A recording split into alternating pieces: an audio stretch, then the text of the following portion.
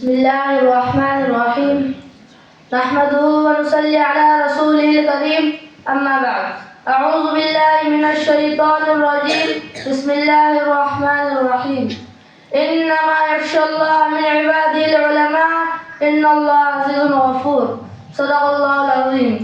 उड़ाए कुछ वरक लाला ने कुछ बुलबुल ने कुछ गुल ने, उड़ाए कुछ वरक लाला ने कुछ बुलबुल ने कुछ गुल ने, चमन में हर तरफ बिखरी हुई है दास्तां मेरी।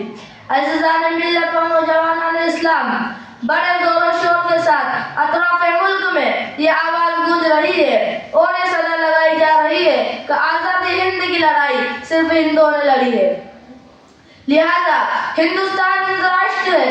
इसीलिए आज कुछ लोग मुसलमानों के खिलाफ ज़हर अफसानी करते नजर आ रही है और अपनी बेलगाम ज़बान से मुसलमानों को गैर मुल्की साबित करना चाहती है, तो दीनी इदारों को दहशतगर्दी का अड्डा साबित करने की नारवा कोशिश करती है।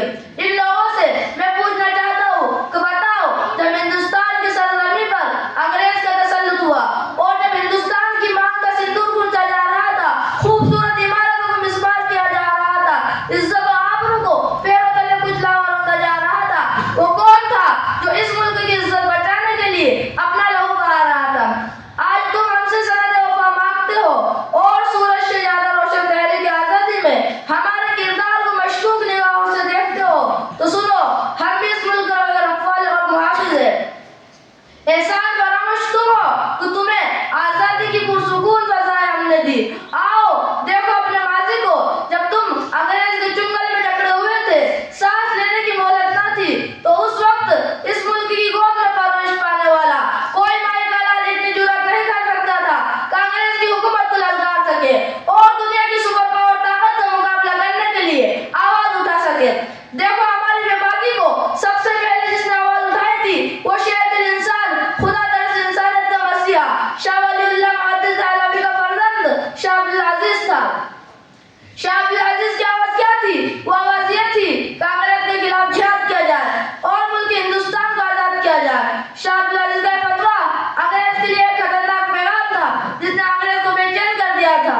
इसी आवाज के सहारे उलमा हिंद और खास तौर पर उलमाए देवबंद अपने सर से कमर बांधकर अंग्रेज की हुकूमत को खत्म करने के लिए मैदान में निकल पड़े।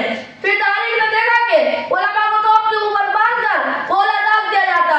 रब की कसम, उलमा इकराम के गोश्त के लौथड़े उड़ गए और फज़ाए आसमानी खून से रंगीन हो गई। ये भी हुआ कि उलमा के जिस्मों को तांबे से दागा गया, उलमा को सोरों की खालों में बंद करके जलते हुए तंदूर में डाल दिया गया।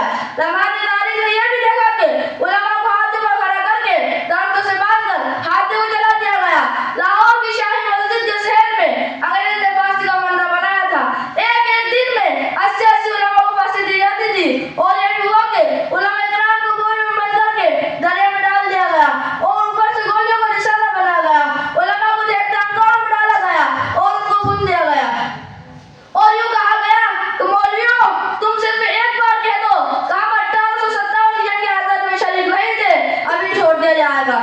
लेकिन रब की कसम, सारे उलमा हाथ में पक गए, लेकिन एक ने भी अंग्रेज के सामने गर्दन नहीं झुकाई। अज़ीज़ान मिल्लत, इतनी शदीद कुर्बानियों के बाद हिंदुस्तान आजाद हुआ। अगर यूं कहो कि उलमा के खून से सरजमीं हिंद को धोया गया तो मुबालगा नहीं होगा।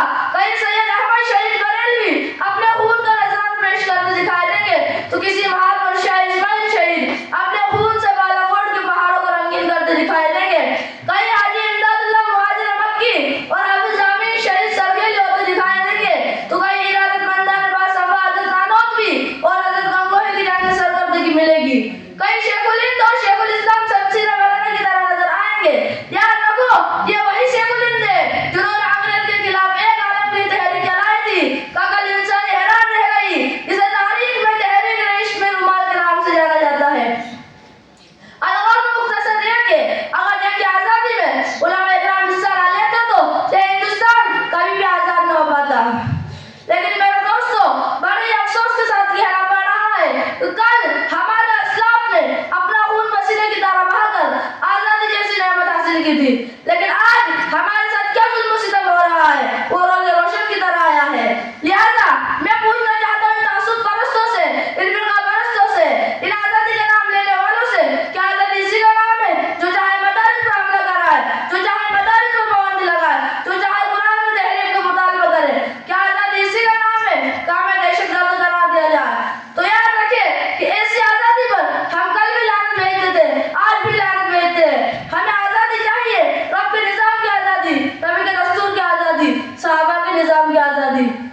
देखती आग में तिनके नहीं गिराते हम, देखती आग में तिनके नहीं गिराते हम, शिकस्ता पेड़ के पत्ते नहीं झड़ाते हम।